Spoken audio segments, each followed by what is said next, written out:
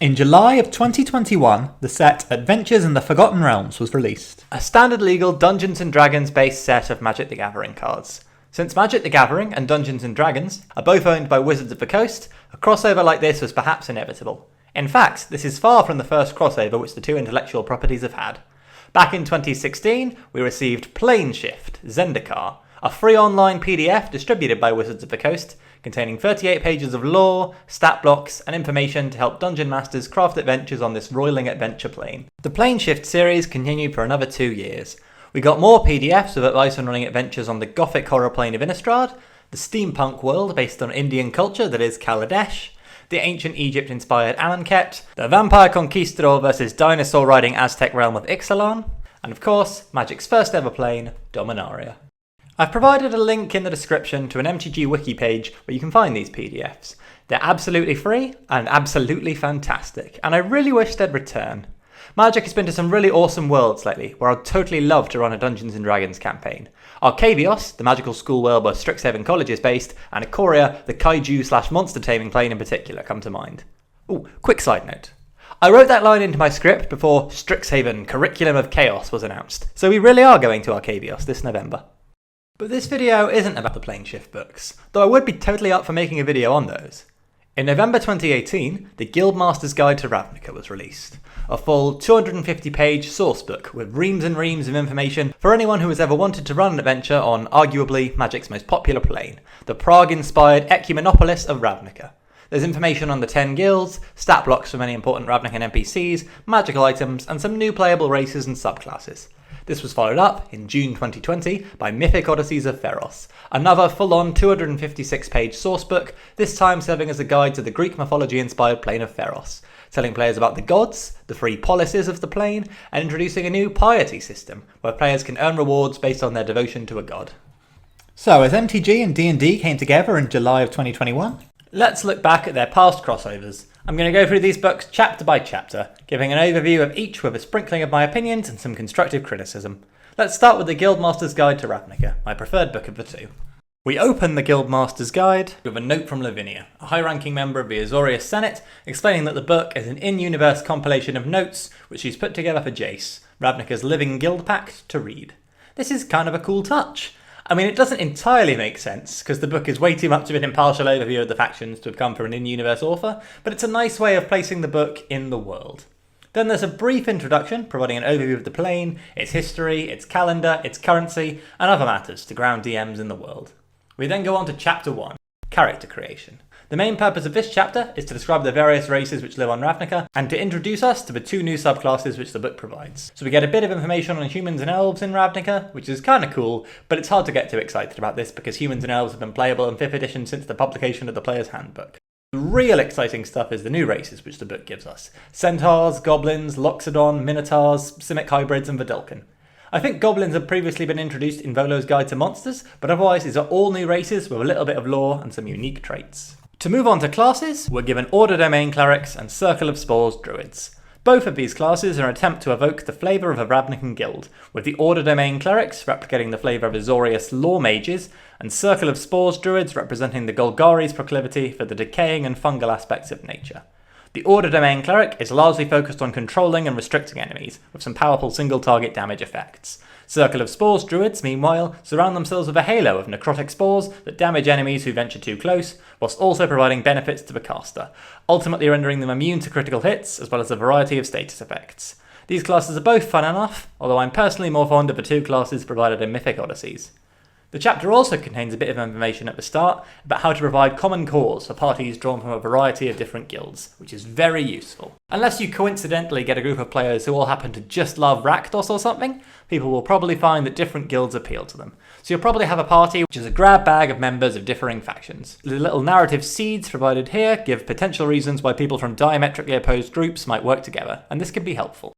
There's also a bit of information here about which classes and subclasses are more likely to be seen in any given guild. I would treat these tips as advice rather than as ironclad rules though. So if your players want to be a goblin barbarian in the pacifistic Selesnya conclave, as long as they can provide a worthwhile justification, I'd let them, even though obviously this is not a recommendation from the book.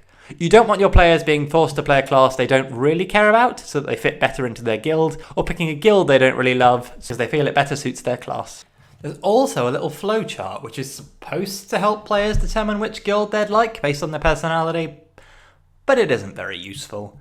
Lots of the questions are exceedingly blunt and sort of pigeonhole you into a given guild. For example, the question, what's your favourite way to express yourself? Has 4 available answers. Smashing stuff, explosive science experiments, riotous revels and performances, and channeling my zeal for justice into fighting. These lead you into Gruul, Izzet, Rakdos and Boros, respectively. Because, of course they do. Each of those answers has all the subtlety of a brick, and if your players are unfamiliar with the world, there are a million online Which Guild Are You quizzes, which are a much better guide than this. I'm going to group chapters 2 and 4 together here, as both of them are based around the guilds, and these are my favourite chapters in the book. Chapter 2 gives you an overview of each of the guilds, their ideals, their goals, their relationship with their 9 rivals, and their internal rankings and structure.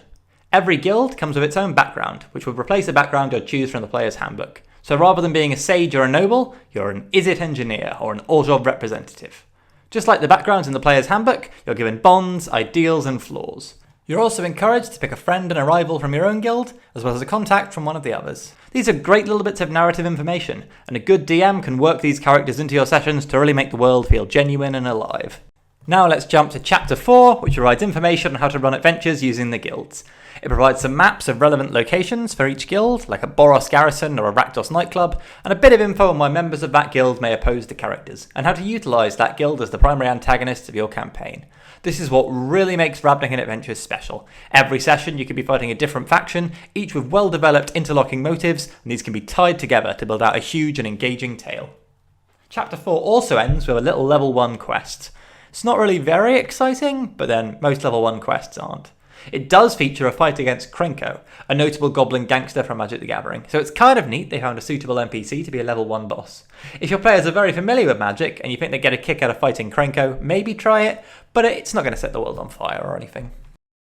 Chapter 3 describes the 10th district, the de facto capital of the city plane. It provides plenty of maps of the precincts which the district is split up into, as well as a description of some of the major locations, encounters and rumours which you might hear there. This is some neat world building. It fleshes out and describes the most significant buildings of each of the guilds, and provides a sort of blueprint you can use to build out areas of the city which you want to create and explore as part of your own campaign. Next up is Chapter 5, Treasures, which describes several magical items you may find in Ravnica. The best of these are direct translations of cards from a TCG into the format of a Dungeons & Dragons magical item. If you ever wanted to wield your own Sun Forger, or get yourself a Rakdos Rift Knife, here's where to look. I use these two as examples because their effects have been translated very cleanly into the format of a magical item. The Guild Keyrunes from Return to Ravnica block are here as well, and they even transform into the same sort of monsters which their card game counterparts do. Apart from the Golgari Keyrune, which turns into a scorpion rather than an insect for some reason, but yeah, otherwise it's all cool. I think my only real complaint here is that the Guild Charms don't really replicate the effect of the charm cycle from a TCG as closely as they could. Finally, we move on to Chapter 6. The final chapter of the book talks about creatures which would fit in as encounters for adventures involving certain guilds. For example, if you go against the Selesnya, it makes sense you might end up fighting Pegasi and wolves. This chapter also provides a selection of stat blocks for Ravnican creatures you might encounter, many of which are cards from a TCG, as well as giving statistics to notable Ravnican characters like Aurelia, Rakdos and Niv Mizzet. Of course, having the stats for these major NPCs is nice, but it brings me around to my only major complaint about the book. The Guildmasters Guide was timed to come out whilst we were in the middle of our third trip to Ravnica in the trading card game. It was released in November 2018, right in between the release of the set Guilds of Ravnica in October and Ravnica Allegiance the coming January. From a marketing perspective, of course, this makes total sense. New players will be introduced to Ravnica buying the cards, and the plan will be on the minds of veterans, as it's the location for the newest sets in Standard, so we're likely to want to pick up a sourcebook about the world at this time. This has an unfortunate trade-off, however. Namely that none of the events which happened during our third visit to Ravnica have happened yet in the Guildmasters Guide. For example, the card Assassin's Trophy shows the Sphinx Hesperia was murdered by Vraska, but here she is in the Guildmasters Guide, still described as the leader of the Azorius Senate. Kaya's Wrath depicts the spectral assassin merrily murdering her way through the Obsidat Ghost Council of the Orzhov Syndicate, a major incident with massive political ramifications for all of Ravnica. Except in the Guildmasters Guide, they're still here, and they're totally fine. The entire War of the Spark happened on Ravnica. The identity of the Guild Pact changed, an army of Lazotep-plated zombies marched on the world at the behest of a mad draconic god, but All of that happened after the release of the Guildmasters Guide, so none of that's reflected here. I guess what I'm trying to say is that the story of Ravnica has 3 acts, and it's a bit weird that the sourcebook they released describing the plane is sort of set in between the end of Act 2 and the start of Act 3. Overall, however, moving this strange release decision aside, the Guildmasters Guide is an excellent sourcebook. Ravnica is one of Magic's most genuinely unique and popular worlds. It's definitely a fun setting, which could be the host to any number of fantastic adventures. The intrigue and infighting between the 10 guilds is what elevates Ravnica and makes it exciting. All of that is laid bare in wonderful detail here. Whilst I wouldn't necessarily recommend this if you aren't already interested in Magic, if you are, it's honestly a fantastic crossover and a worthwhile purchase. Now, let's move on to Mythic Odysseys of Theros. Like the Guildmasters Guide, Mythic Odysseys opens up with an introductory chapter which introduces the world and its history. I think this does contain some genuinely new information, as we've spent significantly less time on Theros than on Ravnica. After the introductions are over, we go on to Chapter 1, which is about character creation. You're encouraged to pick a heroic ideal, a legendary bond, and a tragic flaw to replace the regular old ideals, bonds, and flaws you'd normally pick at character creation. Honestly, I find this idea a little comical. I mean, I understand that it's a key trope of Greek mythology, that the heroes are all fatally flawed and often undone by their own hubris, but asking players to make the same 3 choices at character creation which they normally would, but with these mythical-sounding adjectives slapped on the front, seems a little silly. Like, this isn't really a new feature or a meaningful modification of an old feature, it's just sort of pretending to be something when it's not really anything substantial. We then move on to the supernatural gifts section. When you make a character on Theros, the book encourages you to give your character a supernatural gift. A little boon which makes Therosian characters stronger than their counterparts on other planes. This is a neat idea, some of them are pretty cool, but I think some of them are way too powerful, especially for something you just get to pick up for free at level 1. For example, one of them gives you a permanent resistance to necrotic and radiant damage and allows you to use an action in order to give all attacks against you disadvantage for the next minute. That's 10 whole turns! Next, we move on to races. Mythic Odysseys gives you access to 2 new races, Leonin and Satyrs. But as well as that, information is included so you can make a Centaur and a Minotaur, just like in the Guildmasters Guide, and Tritons, which are previously printed in Volo's Guide to Monsters. Finally, closing out Chapter 1, we're given material for the 2 new subclasses in Mythic Odysseys of Theros. I really love these 2 classes, because I think they capture the flavour both of Greek culture and of Greek mythology perfectly. You can make a College of Eloquence bard, which is basically your very own ancient Greek philosopher, a playable Plato, if you will. They excel at diplomacy, negotiation, and debate, as you might expect, getting huge buffs to relevant skill checks, as well as the ability to use their bardic inspiration to debuff their foes. This is such a cool concept, and I love it. I did a one-shot with some friends, where we played with a max-level party, and I made a College of Eloquence bard, who was basically just the ultimate face character. It was literally impossible for them to get less than 21 on any persuasion roll which I made, which was just a fantastic amount of fun. Then there are Oath of Glory paladins, who are meant to capture the idea of a proud Greek hero obsessed with honing their body to perfection and building their legend. This is represented through a selection of buffs to movement speed, athletics checks, and other heroic attributes. It's worth noting, however, that if you're not particularly into Magic and you just like D&D, first of all, thanks for watching the video so far, and secondly, these classes and the ones from a Guildmaster's Guide are all available in Tasha's Cauldron of Everything, so you can pick that up instead if you'd prefer. Although the Magic the Gathering exclusive races like Leonin, Vidalcan, and Simic hybrids are only available in these books. Just as the Guildmaster's Guide dedicates chapters 2 and 4 to describing the differing guilds and their ideals, chapters 2 and 4 of Mythic Odysseys of Theros are set aside to describe the gods and the sort of adventures you might run involving them. Chapter 2 is also where the piety system is described, a little track where players can gain and lose favour for performing actions which please or displease the gods, in order to gain bonuses once they become champions of a given deity. I like this system. I mean, ultimately, it's a number which goes up and down based on your actions, but I think that having your players determine their behaviour based on what the gods might think, and implementing gameplay-based rewards for this, makes for some interesting role-playing moments. Chapter 2 gives every god a 3-page section with some information about them, how to earn their respect or their ire, and what their ideals are. Every god is also given a few myths, telling of legendary deeds which they performed in the past, or which were performed in their name. Many of these are nice, and it's certainly a good world-building idea, but a number of them are lifted fairly directly from Greek mythology, with only minor modifications, which actually sucks me out of the world of Theros rather than drawing me in. I'll loop back around to this point at the end in my criticism section, because Theros' relationship with the mythological world which it's based upon is, well, let's just say I've got some more comments to make here. For our purposes here though, Chapter 2 provides all the info which you could ever want on the gods of Theros for any campaign which you intend to run in the world. Chapter 4, meanwhile, gives information on adventures which might be run either in the name of one of the gods or in opposition to their agenda, as well as containing some info on having them serve as the primary villains of your campaign. Like I said, this is all very reminiscent of how the guilds were written about in the Guildmasters Guide to Ravnica, but given that this was my favourite section of that book, I'm not really going to complain that they're reusing the same structure here. If it isn't broken, why fix it?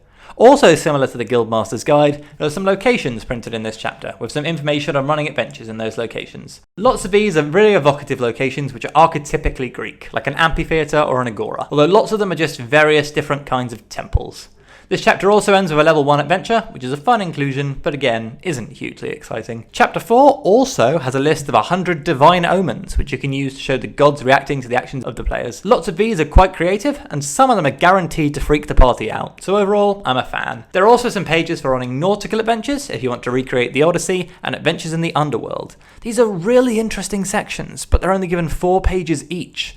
I want to say I enjoyed these, but they're just a little too sparse to properly sink your teeth into. I would have preferred it if they'd given these more development, at the cost of the 10 pages dedicated to the level 1 adventure, which could have been trimmed down a bit or removed entirely to compensate. So that brings an end to our analysis of chapters 2 and 4. Like the Guildmasters Guide, these are some of the strongest sections of the book. It's notable, however, that the gods aren't actually given stat blocks. You're told to use the stats of something like an Empyrean or the Tarask, if you really must fight them, and you're rather strongly discouraged from doing so. I find this a bit odd, especially considering this is pretty much the entire storyline of the original Theros block, which is centered around Elspeth's ultimately successful quest to slay the mad satyr god Xenagos. It just seems odd that they have a whole section about how to have the gods as campaign villains, but then they discourage you from facing off with them in some sort of big epic level 20 showdown. Although I can also completely understand why the concept of deicide might make some people uncomfortable, even against explicitly fictitious gods like the gods of Theros. And also, yeah, mortals murdering the divine is more of a trope of the God of War series than of actual Greek mythology. Moving on to chapter 3, here the geography of Theros is laid out for us. We're given information on all of the major locations of the plane, including the 3 polises of Meletis, Akros and Setessa, the starfield of Nyx, where the gods reside, and even the underworld. Naturally, this is all useful world-building information if you want to run a campaign in Theros, and it's a pretty entertaining read. Chapter 5, Treasures, gives us a selection of magical items, many of which are adapted from Magic the Gathering cards. Most excitingly, stats are provided for the 5 artifact weapons wielded by the 5 mono-coloured gods from the original Theros set. So your party can get their hands on the Spear of Heliod, the Bident of Thassa, the Whip of Erebos, the Hammer of Perforos, or the Bow of Nylea. These weapons even get stronger the more piety you've built up to the god associated with them. Pretty fun, all things considered. This just leaves Chapter 6, Friends and Foes, which provides a variety of stat blocks for the monsters of Theros. Just as with the Guildmasters Guide, this means that many cards are now translated into D&D, so you can fight an Abhorrent Overlord or a Master of Waves. The back provides 3 epic encounters with CR 20 plus legendary monsters, which close the book on a high note. That being said, as I'm sure you've picked up on at this stage, I'm not quite as fond of Mythic Odysseys of Theros as I am of the Guildmasters Guide. Let's talk about why. I'll confess that my one criticism of the Guildmasters Guide was somewhat nitpicky. My complaints about Mythic Odyssey of Theros, however, are far more substantial. Namely, whilst I believe that Theros is an excellent plane to act as the setting for a Magic set, I don't believe it serves very well as a setting for a Dungeons & Dragons campaign. I'm aware that's a slightly hot take, and I'm more than willing to civilly discuss this in the comments, but let me just lay out my perspective here. Theros is a world based upon very direct homages to Greek mythology. For a trading card game, this works excellently, as it allows us to play with cards which directly parallel characters and events from Greek mythology. As a Dungeons & Dragons setting, however, it begs the question, why don't we play a campaign where we use the actual gods and monsters of Greek myth, rather than imitations of them? The characters and gods in Theros are well built and well designed. I don't want to accuse the story team of Wizards of being lazy here, not in the slightest. But people have been telling stories about the Greek gods for thousands of years, and will continue to do so for thousands more. Homer told captivated audiences about the rage of Achilles, the cunning of Odysseus, and the tragic death of Patroclus, since prior to the invention of writing. The Greek pantheon of gods, heroes, and monsters is almost universally known and is almost universally beloved. A lot of Theros is a sort of cipher, a new take and a new angle on these characters from antiquity. But, however good an homage may be, at least in my opinion, it can't quite live up to the quality of the original. Let me give an example here and explain why this works for a Magic set, but not for a more sustained role as the setting for a D&D campaign. In Greek mythology, the myth of Narcissus is about a man who sees his reflection in a river and falls in love with it, spending all day gazing at himself from the banks. A Magic card was made for the set Theros Beyond Death to convey the story of Narcissus, called Illyrios, Enraptured, When Illyrios enters the battlefield, he immediately taps himself down and creates a reflection token, which has the same stats as him, except mirrored, because, it's a reflection, everything's flipped around. Illyrios never untapped during your untap step, whilst you still control the reflection token. This is a beautifully evocative piece of design. It artfully captures the story of Narcissus. Illyrios stays tapped down, the card tilted horizontally, as he lies on the riverbank, gazing at his reflection until it's gone, and then he can finally stand. But the reason this is clever is because of how direct it is. It transplants the story of Narcissus as artfully as possible into the mechanics of a trading card game. The whole of Theros is built around drawing these very clear parallels, converting moments or characters from Greek myths into the mechanics of Magic the Gathering. There's Haktos the Unscarred, who, like the popular perception of Achilles, is completely indestructible apart from having one lone point of vulnerability. Titan of Eternal Fire is Prometheus, granting all of your human creatures a damaging ability if you spend red mana, literally bringing fire to mankind. And you can even chain him to the rocks afterwards and have him meet the same fate as his Greek counterpart. There's even a giant wooden horse you can give as a gift to an enemy, which secretly contains a bunch of your soldiers. These are all fantastic homages, but they make one thing very clear.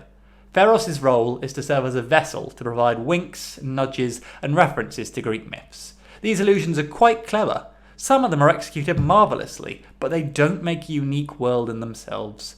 For these reasons, I just don't find Theros and its sourcebook as compelling as Ravnica. Alright, here we are, conclusion time. I guess to wrap everything up in one sentence, you could say that I really like the Guildmasters Guide to Ravnica, but I don't like Mythic Odysseys of Theros as much. And while that's a valid conclusion to draw, I don't think that quite tells the whole story. They're both books of comparable quality. I guess I'd just rather run a campaign or participate in one that's set in Ravnica than on Theros. Ravnica is a masterfully unique world. It's all Magic's own, and it's been constructed slowly over time. On Ravnica, steampunk wizards can battle it out with eldritch horrors in the Undercity, whilst the church mafia gets into a legal dispute with a nature commune of centaurs and elves above. I personally feel that Theros just isn't as unique a setting. It works great in the context of a Magic set, where the more directly it references its source material, the more clever it is, but this falls apart when you need to give the world its own unique identity in order to run a story. Like I said earlier, I'm very aware this is a slightly hot take. If you run a brilliant campaign on Theros, more power to you. But I just personally don't find it as interesting a setting as Ravnica. Maybe you do, and that's fantastic. I'm glad you're getting something from the world that I'm not. So get either or both of these books if you want, or get neither if you don't. They're really fun to fans of both D&D and Magic. I probably wouldn't recommend them though to people who aren't fans of both properties. And though I personally prefer the Guildmasters Guide, I can see the appeal of Mythic Odysseys as well. Good night everyone.